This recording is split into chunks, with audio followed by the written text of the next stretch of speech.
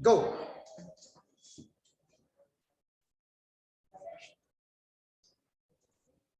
First of all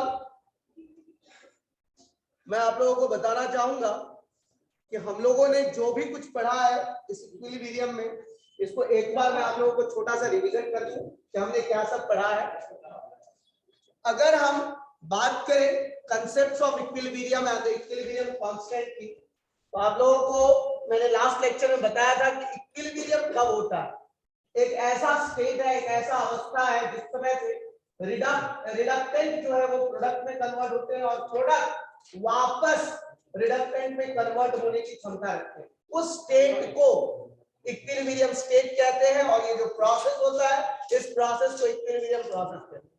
A state in which the rates of forward and the reverse reactions are equal and the concentrations of reactants and product remain the same. जैसे मैंने आपको example के रूप में चाय के बारे में बताया था कि हम गर्म चाय क्यों पीते हैं, बिकॉज कंसंट्रेशन दोनों का सेम रहता है। जो उबलती हुई चाय है और जो चाय हम पीते हैं, क्योंकि अगर आपको देखना हो कि कंसंट्रेशन समान वही है, टेम्परेचर कम होने की वजह से कंसंट्रेशन घट जाता है। तो आप लोगों ने देखा अगर हमें इक्विलिब्रियम स्टेट में रखना है तो रिएक्टेंट प्रोडक्ट और product reactant, forward reaction and backward reaction both must have the same concentration, और इसका डिफाइन हम लोगों ने लास्ट लेक्चर में लिखा था। उसके बाद इक्विलिब्रियम एक ऐसा डायनामिक प्रोसेस है। डायनामिक का मतलब होता है बिना रुकने वाला। It will be always in motion. The conversion of reactants to products and product to reactants are still going on, although there is no net change in the number of reactants and product molecules. किसी भी reactant और product molecules में कोई भी changes नहीं होंगे। As for example, हम लोग यहाँ पर एक example लेते हैं कि N2O4 नाइट्रोजन का एक ऑक्साइड है जिसमें 2 नाइट्रोजन एटम्स है और 4 ऑक्सीजन के मॉलिक्यूल्स हैं। ये दोनों एक मॉलिक्यूल N2O4 बनाते हैं, 2 नाइट्रोजन के एटम और 4 ऑक्सीजन के एटम, नाइट्रोजन ऑक्साइड। इनको जब आप थोड़ा सा हीट कीजिएगा तो 2NO2 के रूप में कन्वर्ट होंगे, लेकिन उतना ज्यादा नहीं कन्वर्ट होंगे कि वापस N2O4 नहीं बन सकते।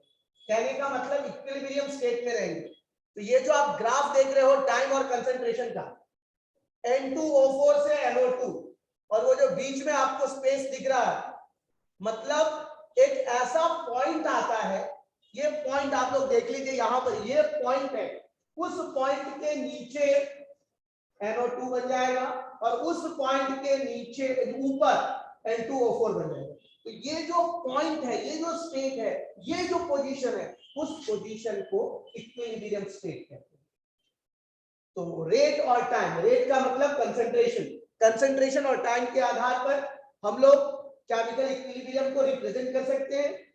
इक्विलिब्रियम कांस्टेंट लेना क्यों जरूरी है? कल या आज ही आई थिंक सो एक 11th शामिल का स्टूडेंट है मानव भलिया, नहीं मानव भलिया तो आई थिंक सो आप हो ना, और उसका नाम तिलक पटेल, सेम टू सेम आप ही की तरह दिखता है, आप शायद जानते भी होंगे तिलक पटेल।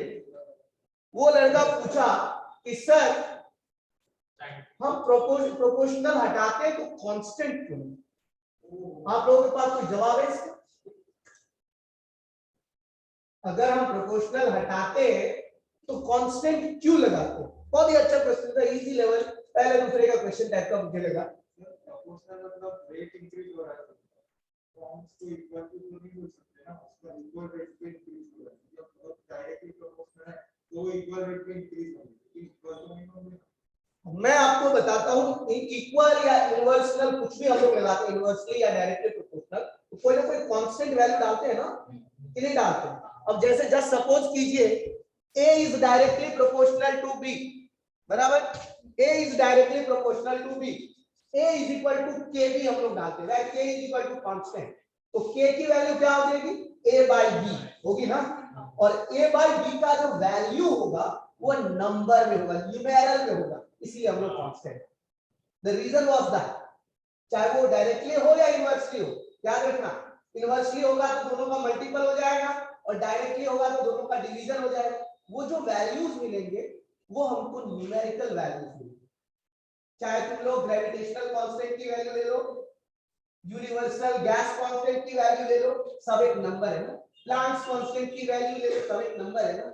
तो कहने का मतलब ये हुआ डायरेक्टली प्रोपोर्शनल में हम लोग के या कोई भी कांस्टेंट जिसकी वैल्यू जो लिखते हैं हम लोग वो एक न्यूमेरिकल वैल्यू होगा और न्यूमेरिकल वैल्यू नेवर चेंजेस।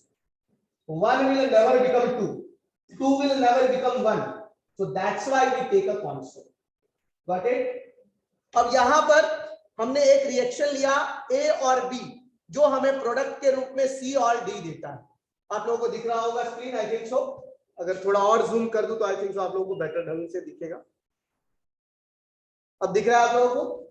अब देखिए यहां पर अगर हम इसमें इस रिएक्शन में A plus B is equal to C plus D, ये जो कैपिटल एबीसीडी है मैं उसकी बात कर रहा हूं, और स्मॉल एबीसीडी जो आपको दिख रहा है वो नंबर ऑफ मोल्स है। क्या है? जिसको कोफिशिएंट हम लोग बोलते हैं ना, H2 plus 2H2 plus O2 is equal to 2H2O बोलते हो ना। ये 2 वाला जो नंबर है ना उसको कोफिशिएंट या फिर उसको हम लोग नंबर ऑफ मोल्स बोलते हैं। केमिस्ट्री के लैंग्वेज में नंबर ऑफ मोल्स, मैथमेटिक्स के लैंग्वेज में कोफिशिएंट। तो अब आ जाइए, अगर हमें कांस्टेंट निकालना, इक्विलिब्रियम कांस्टेंट क्यों निकालना भाई साहब? इक्विलिब्रियम कांस्टेंट क्योंकि जब भी कोई रिएक्टेंट प्रोडक्ट में चेंज होता है, जब भी कोई रिएक्टेंट प्रोडक्ट में चेंज होता है और प्रोडक्ट वापस से इक्विलिब्रियम में चेंज होता है, तो उस स्टेट की जो वैल्यू होगी, उस स्टेट की जो वैल्यू होगी, मतलब reactant is directly proportional to product, reactant is equal to K into product, K is equal to product by reactant या रिएक्टेंट बाय प्रोडक्ट, राइट। तो ये K की वैल्यू निकालना इसलिए जरूरी है कि उस वैल्यू से प्रोडक्ट रिएक्टेंट में कन्वर्ट हो सकता है, रिएक्टेंट प्रोडक्ट में कन्वर्ट, इसलिए उस K की वैल्यू निकालना जरूरी है। तो यहां पर दो रिएक्टेंट A प्लस B जिनके number of moles small a और स्मॉल b है, प्रोडक्ट C प्लस D जिनके number of moles small c और स्मॉल d है। तो अगर आपको कोई पूछे इक्विलिब्रियम कांस्टेंट क्या होगा, इक्विलिब्रियम कांस्टेंट का मतलब हो गया कि A plus B C plus D बन रहा है और C प्लस D वापस A प्लस B बन रहा है, फॉरवर्ड एंड बैकवर्ड रिएक्शन दोनों हो रहे हैं। तो उस समय का कांस्टेंट का value concentration of product upon concentration of reactants, यही पढ़ते हैं ना लोग, कंसंट्रेशन ऑफ प्रोडक्ट। तो हमारा प्रोडक्ट है C और D और उनके जो नंबर ऑफ मोल्स होते हैं उन्हें हमको एक्सपोनेंट के तरीके में रखना है। जो नंबर ऑफ मोल्स है, जैसे मान लेते हैं H2 plus O2 is equal to H2O, तो 2H2 plus O2 is equal to 2H2O। तो H2O का कंसंट्रेशन यहाँ पे कोफिशिएंट 2 है प्रोडक्ट का, तो H2O के ऊपर में पावर में 2 डालना है और रिएक्टेंट में 2H2 प्लस O2 है, तो H2 का पावर 2 और O2 का पावर 1। तो इस तरीके से हम लोग इक्विलिब्रियम कांस्टेंट को डिनोट करते हैं। जैसे आपको यहाँ पे दिख रहा होगा प्रोडक्ट C और D है, C का कोफिशिएंट C था, उसके पावर में C चला गया, D का कोफिशिएंट D है, उसके पावर में D चला गया। उसी तरह से रिएक्टेंट का A का कोफिशिएंट A है, उसके पावर में A चला गया, और B का कोफिशिएंट B है, उसके पावर में B चला गया। The equilibrium constant Kc is the ratio of the equilibrium concentration of the product and equilibrium concentration of the reactants, each raised to the power of the stoichiometric coefficient. So write the equilibrium constant of N2O4. क्या आप लोग लिख सकते हो कि नहीं लिख सकते हो? तो आपने अपने नोटबुक में आप लोगों को इक्विलिब्रियम कांस्टेंट लिखना है N2O4 is equal to 2NO2. Please write in the value of Kc. Everyone, equilibrium constant की वैल्यू आपको अपने नोटबुक में लिखना है, जैसे ऊपर में मैंने समझा दिया है उसी हिसाब से आपको इस रिएक्शन का Kc का वैल्यू लिखना है। हो जाएगा? हो गया डन? क्या लिखा आप लोगों ने? NO2 to the power 2 divided by N2O4.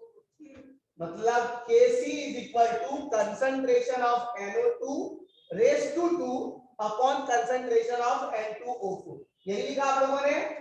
सब लोगों ने यही लिखा? Right answer. किसी को कुछ पूछना है? ये तो A plus B जो वाला रिएक्शन है वो अभी ऐसे फॉरवर्ड जा रहा है, पर जब बैकवर्ड जाएगा तो C और D रिएक्टेंट हो जाएंगे, तो हम उसका Kc निकालेंगे तो हम उसमें C और D डिनोमिनेटर में रखेंगे, तो वैल्यू तो चेंज हो जाएगी।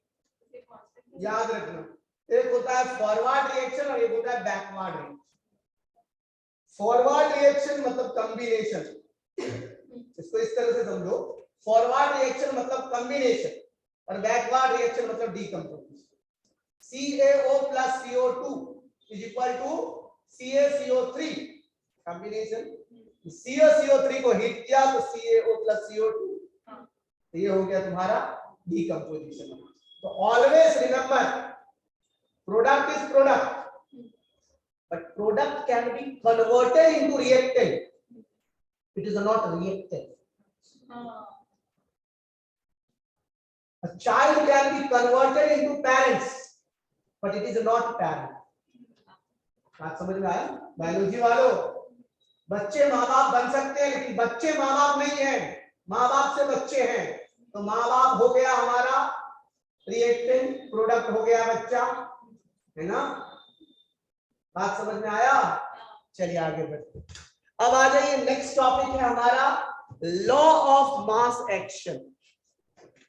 What is the meaning of law of mass action? कोई पूछे आपको, आप लोगों ने 9th में ही आई थिंक सो पढ़ा होगा, लॉ ऑफ कंजर्वेशन ऑफ मास पढ़ा था? आर्या जी आपने पढ़ा था? क्या होता है लॉ ऑफ कंजर्वेशन ऑफ मास? यही होता है। मानव जी आपने पढ़ा था, याद है? बताइए।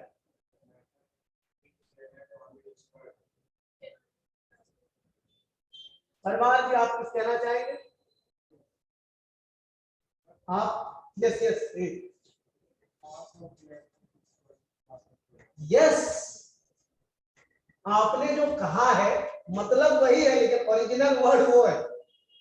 वो आप लोगों ने 3 इडियट वाली मूवी देखी होगी, उसमें कहते ना सर शब्द उसके हैं बट लिखे मैंने हैं, है ना? लेकिन जब बोलना चालू करता है तो कहता नहीं सर मैंने ये नहीं लिखा था।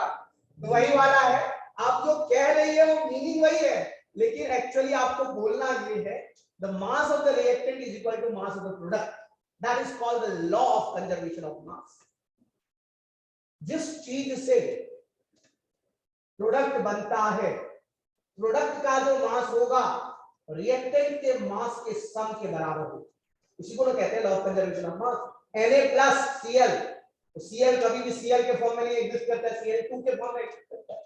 तो Na+Cl2 is equal to NaCl, reaction को बैलेंस कीजिए, 2Na+Cl2 is equal to 2NaCl।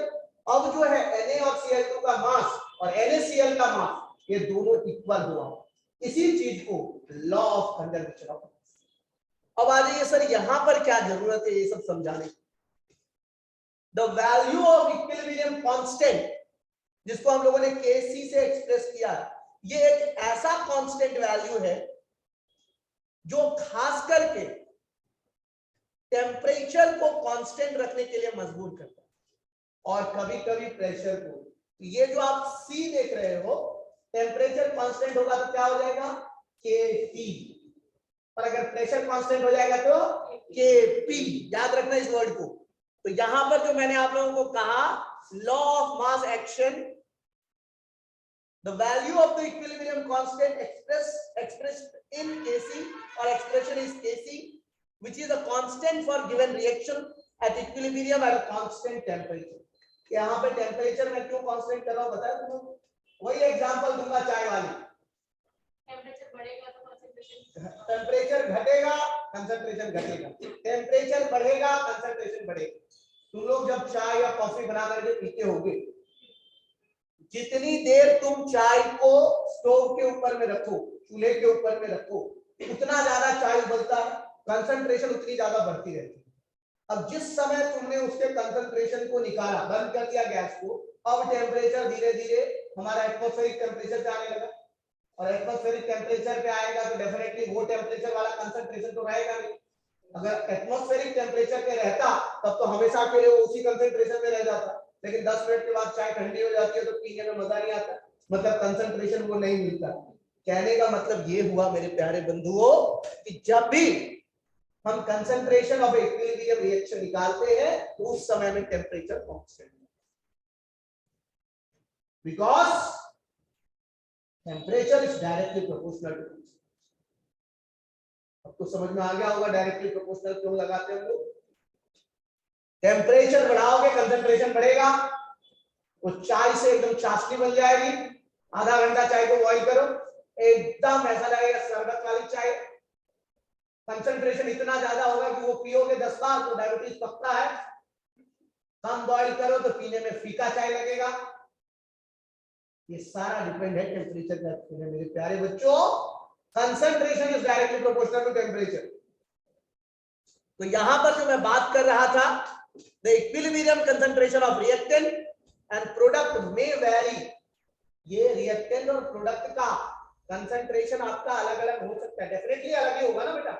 चाय पत्ती जो तुमने लिया था उसका कंसंट्रेशन अलग, पानी जो लिया था उसका कंसंट्रेशन अलग, दूध जो लिया था उसका कंसंट्रेशन अलग। अब जो चाय बनके तैयार हुई है उसका कंसंट्रेशन तो अलग ही है ना।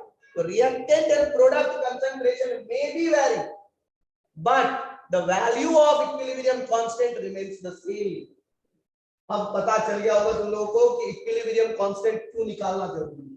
यहां पर रिएक्टेंट प्रोडक्ट बन रहा है, रिएक्टेंट का कंसंट्रेशन अलग है, प्रोडक्ट का कंसंट्रेशन अलग है, लेकिन जब हम लोग इसके इक्विलिब्रियम कांस्टेंट Kc की वैल्यू निकालते हैं, concentration of product upon concentration of reactant, वो सेम, वही उसी वर्ड को इक्विलिब्रियम कांस्टेंट। समझ में आया कि नहीं आया? फिर आ रहा बेटा समझ में पक्का? चलिए अब आ जाइए other characteristics of equilibrium constant. Equilibrium can be approached from either direction. Equilibrium constant does not depend on the initial concentration of reactant and product. अब यहां पर हमने चाय पत्ती डाल दी, चीनी डाल दी, दूध डाल दी और बोल दिया कि चाय बन गया, हो गया। और neither it depends upon the concentration of product. Equilibrium constant ना तो रिएक्टेंट के कंसंट्रेशन पे डिपेंड करता है और ना ही प्रोडक्ट। इन दोनों के रेशियो पे डिपेंड करता है इक्विलिब्रियम कांस्टेंट। समझ में आ रहा है आर्या? तेरे आंख के एक्सप्रेशन से ऐसा लग रहा है तुझे नहीं समझ में? पक्का? उसका रेशियो बताता है इक्विलिब्रियम कांस्टेंट क्या है। Kc does not depend on temperature. अब यहां पर बोलो concentration depends on temperature but equilibrium constant doesn't depend on it. Concentration depends on temperature. Concentration depends on temperature, but equilibrium constant doesn't depend on temperature. वो जो state है वो equilibrium state. हाँ जी, does okay, does depends ना। अब मैं एक चीज यहाँ पे क्लियर करना चाहूंगा। अब does और depends, अब यहाँ पे तुम्हारा इस चीज को हो सकता है गलत लिखा, मैं फिर से बात को समझाने की कोशिश कर रहा हूं। कंसंट्रेशन जो होगा, कंसंट्रेशन वो डायरेक्टली टेम्परेचर के प्रोपोर्शनल में होगा। कंसंट्रेशन जितना ज्यादा फैलाएंगे उतना ज्यादा कंसंट्रेशन बढ़ेगा, लेकिन इन दोनों का जो रेशियो होगा प्रोडक्ट और रिएक्टेंट का, वो एक कांस्टेंट वैल्यू, वो कांस्टेंट वैल्यू, तो उसको टेम्परेचर से कोई लेना देना नहीं। बात समझ रहे हो आप लोग? मैं तो कहना चाह रहा हूं concentration of product upon concentration of reactant is a value. That constant is a value, it is not a concentration. So why it will depend on temperature? Numerical value doesn't depend on temperature. दो को अगर ज्यादा heat डालेंगे तो 3 बन जाएगा क्या? आपका क्लास कितना होगा? 6। तो जैसे मैं बता रहा था, यहां पे भी आप लोगों को याद रखना है Kc does not depend on it. बात समझ में आया मैं क्या कहना चाह रहा हूं? अब आ जाइए Kc की वैल्यूज क्या सब होगी भाई साहब। सर आप जो कह रहे हो ये Kc का जो वैल्यू है, इक्विलिब्रियम कांस्टेंट की value, concentration of product upon concentration of reactant की वैल्यू 1 2 3 4 5 6 में कहां से कहां? तो सबसे पहला point, concentration value is large, मतलब ग्रेटर देन 1, बहुत ज्यादा, एक से बहुत ज्यादा बड़ा। If the equilibrium lies to the right and the reaction mixture contains mostly product. बात समझ में आया? फिर से समझने की कोशिश करो। अगर इक्विलिब्रियम कांस्टेंट की वैल्यू 1 से बहुत बड़ा है, 2 3 4 5 6 कुछ भी, तो उस समय में इक्विलिब्रियम जो हमारा दोनों का जो हम सिंबल देते हैं रिएक्टेंट और प्रोडक्ट में, जो half arrow forward side and half arrow backward side, तो उसमें से जो राइट साइड होगा, राइट साइड क्या होगा, रिएक्टेंट या प्रोडक्ट, प्रोडक्ट होगा। तो product and the reaction mixture contain mostly product. कहने का मतलब समझ में आया? डीकंपोजिशन विच कैल्शियम कार्बोनेट में कैल्शियम है, ऑक्सीजन है, कार्बन डाइऑक्साइड है, बात समझ में आया? कैल्शियम कार्बोनेट को हमने हीट किया, कैल्शियम ऑक्साइड और कार्बन डाइऑक्साइड मिला। तो कैल्शियम कार्बोनेट में कार्बन डाइऑक्साइड भी था, कैल्शियम ऑक्साइड भी था। वो तब होगा जब Kc की वैल्यू इज ग्रेटर देन। अभी तो पूछ रही थी ना कि सर उस समय वो रिएक्टेंट होगा या नहीं होगा, तो उसका रीजन ये, जब Kc की वैल्यू ग्रेटर देन 1 डीकंपोजिशन, जब Kc की value less than 1 left and the reaction mixture contain mostly reactant. बात समझ में आया? बात समझ में आ रहा है कि नहीं आ रहा है? मैं एक ही एग्जांपल ले रहा हूं, कैल्शियम कार्बोनेट, कैल्शियम ऑक्साइड और कार्बन डाइऑक्साइड। एक बाजू कैल्शियम कार्बोनेट से कैल्शियम ऑक्साइड और कार्बन डाइऑक्साइड बना रहा हूं, और दूसरे बाजू कैल्शियम ऑक्साइड और कार्बन डाइऑक्साइड को मिक्स करके कैल्शियम कार्बोनेट बना रहा हूं। तो कैल्शियम कार्बोनेट से जब कैल्शियम ऑक्साइड और कार्बन डाइऑक्साइड बनेगा, उस समय में इक्विलिब्रियम कांस्टेंट की वैल्यू ग्रेटर देन 1, और कैल्शियम ऑक्साइड और कार्बन डाइऑक्साइड से जब कैल्शियम कार्बोनेट बनेगा लेस देन 1। आया बात समझ में? तीसरा point, if the equilibrium constant is very close to 1/10 और लेस देन 10, 1/10 और लेस देन 10, बात समझ में आ रहा है? 0.1 और 10 को ऐसे बोल सकते हैं ना, 1/10 बोल सकते हैं, 0.1 को बोल सकते। तो 1/10 और less than 10, then the mixture contains appreciable amount of both reactants हैं। जैसे तुम लोगों ने हाइड्रोजन चैप्टर में कोवेलेंट हाइड्राइड्स में 3 तरह के हाइड्राइड्स पढ़े। आयनिक हाइड्राइड्स में तुम लोग एक ही टाइप का पढ़ा होगा, नहीं आयनिक में भी तुम लोगों ने 2 अलग अलग पढ़े, लेकिन कोवेलेंट में जो तुम लोगों ने पढ़ा था, एक पढ़ा था मेटेलिक हाइड्राइड्स, दूसरा पढ़ा था नॉन मेटेलिक हाइड्राइड्स। में कोवेलेंट में electron rich hydrides, electron deficient hydrides और एक प्रिसाइज हाइड्राइड। तो प्रिसाइज में तुम लोगों ने पढ़ा था इसमें ना ज्यादा है ना कम, CH4 एग्जांपल। डेफिशिएंट में BH3 ऑक्टेट कंप्लीट नहीं, और ज्यादा में NH3 H2O ज्यादा वाला। बिल्कुल उसी तरीके से यहाँ पे मैं आप लोगों को बताना चाहूंगा कि जैसे यहां पर मैं बात कर रहा हूं, एक में लेस देन 1, दूसरे में ग्रेटर देन 1। इसमें 1 नहीं ग्रेटर है, 10 ग्रेटर है, और 1 नहीं लेस है, 0.1 लेस। बात समझ में आया? तो ऐसे रिएक्शंस में रिएक्टेंट और प्रोडक्ट दोनों की जो Kc की वैल्यू होगी वो एक दूसरे के क्लोज होगी। As for example PCl5 PCl3 plus Cl2, PCl अभी जस्ट तुम लोगों ने टेस्ट दिया है, याद होगा रेडॉक्स रिएक्शन का, उसमें एक रिएक्शन था, आप लोगों को यहाँ पर बैलेंस करना है इक्वेशन को, PCl5 PCl3 plus Cl2। तो बिल्कुल उसी तरीके से यहाँ पर जब हम कोई भी कंपाउंड लेते हैं, यहाँ पे आप लोगों को एग्जांपल्स भी कुछ देखने को मिलेंगे कि कैसे हमें लिखना है किसी चीज को और कैसे हमें बताना है। How to write equilibrium constant and how it is expressed, पहले कैसे कैलकुलेट करना। ये जो मैं बार बार तुम लोगों को कह रहा हूं, concentration of product, concentration of reactant, कभी पूछने का कोशिश या जरूरत किया तुम लोगों ने कि सर ये कंसंट्रेशन कंसंट्रेशन लगा के क्या, what is this concentration? It is a term called molarity. Number of moles of a solute by volume of solution in a liter, that's called molarity, और उसको कैपिटल M में denote किया जाता है। Concentration is always denoted in the few terms like molarity, molality, normality and formality।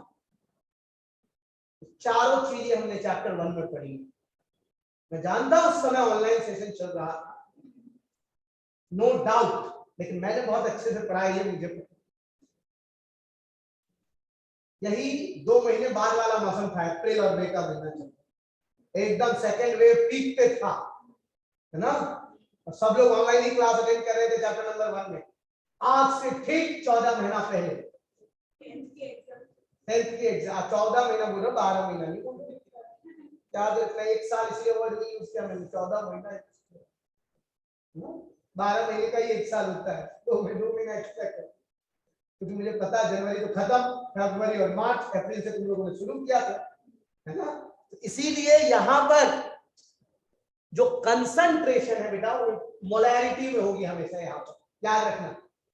Concentration को denote कैसे करना है, दोनों ब्रैकेट के अंदर में वो वर्ड को ठूस देना, डाल दे, वो हो गया कंसंट्रेशन की वैल्यू 0.00 मोलैरिटी या 1.2 मोलैरिटी, कुछ भी हो सकता है, एनीथिंग कैन बी। अब उस वैल्यू को तुम लोगों को डिवाइड मल्टीप्लाई करना है, एक्सप्रेशन एक्सपोनेंट में डाल करके मल्टीप्लाई करो, प्रोडक्ट और रिएक्टेंट की वैल्यू को कैंसिल करो, और जो वैल्यू आया वो वैल्यू हो गया इक्विलिब्रियम।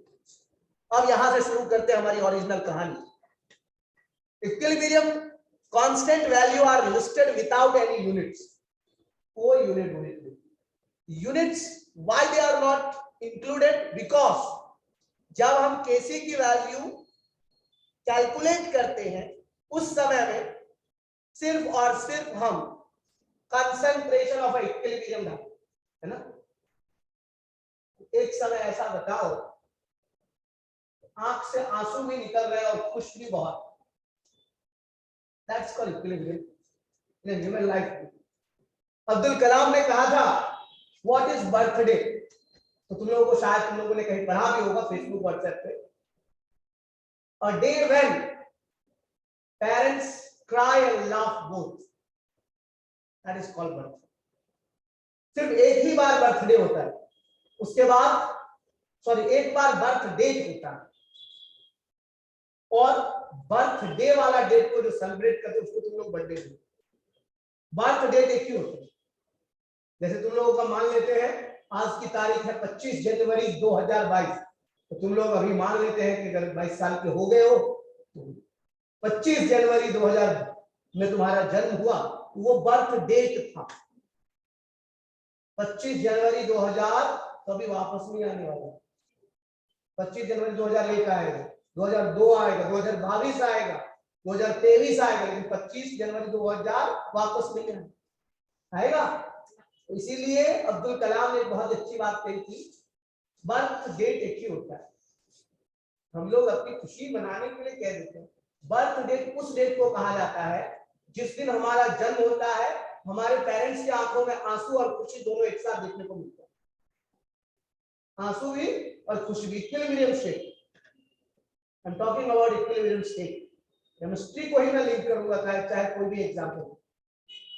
इसीलिए मैंने यहां पे कहा कि किसी भी हालत में यहां पर कोई यूनिट्स इसलिए नहीं लिए जाते हैं क्योंकि भाई साहब वो स्टेट है, वो अवस्था है, हो सकता है कम भी हो जाए ज्यादा भी हो जाए, लेकिन वो स्टेट जो इक्विलिब्रियम स्टेट है, इसीलिए यहां पर यूनिट्स का लेना वर्जित कर दिया गया है।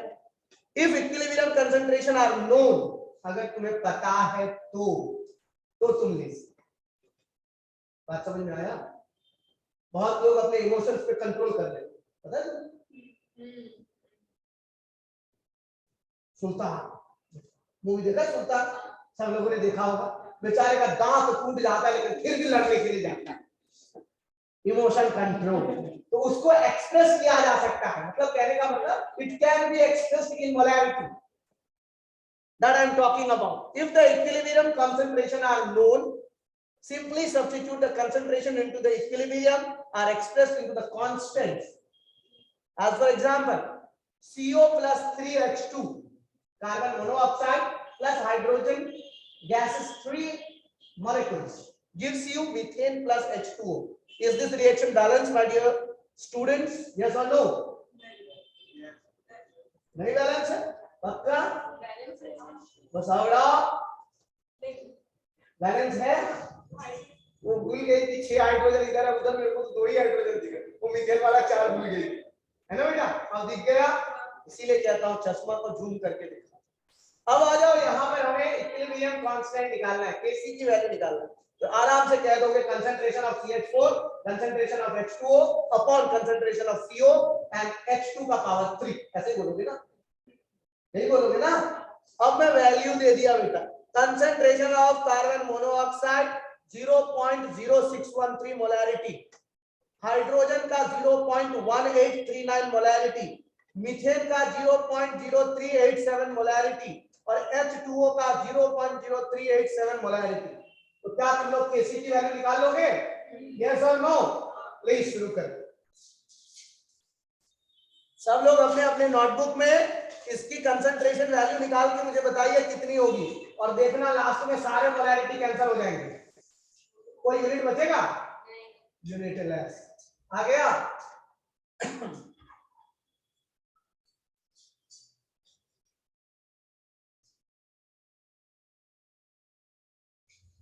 Calculator boy, please must write in your notebook.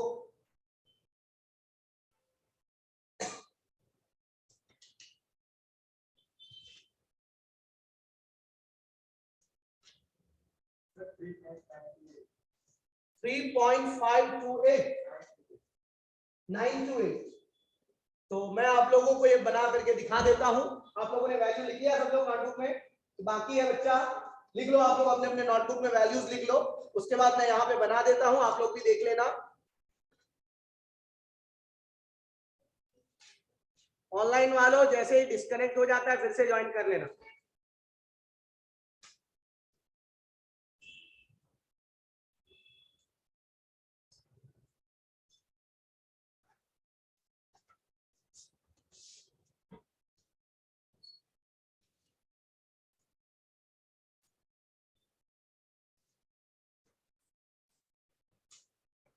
मेरे हिसाब से तूने 1839 को 3 बार मल्टीप्लाई किया था बेटा, 1839 1839 1839।